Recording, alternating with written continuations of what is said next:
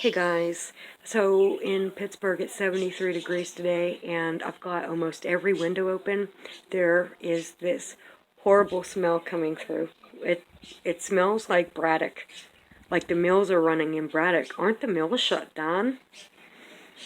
I thought the mills were shut down, but the smell is bleh, sulfur, rotten eggs, and the wind has been gusting so much, like every so often, you get a really good one coming up, and I was thinking that it blew the smell from the mills instead of dissipating it, that it just like surrounded it and brought it.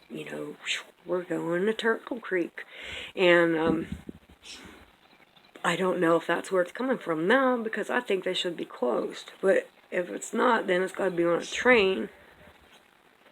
Why would a train be carrying that if it's not essential? I don't know what it is. I don't know what it is and where it's coming from, but it totally ruined my day. But I did see the first robin of spring out there jumping around. He came back. One over there now. So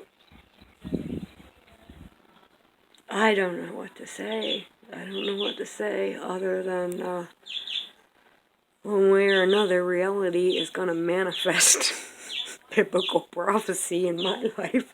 It might have an explanation, but God's a scientist, and he knows about chain reactions,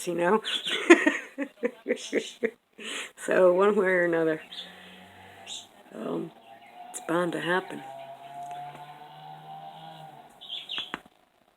I'm going to find out if the mills are running.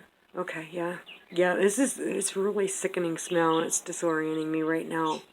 I can't even think. God bless.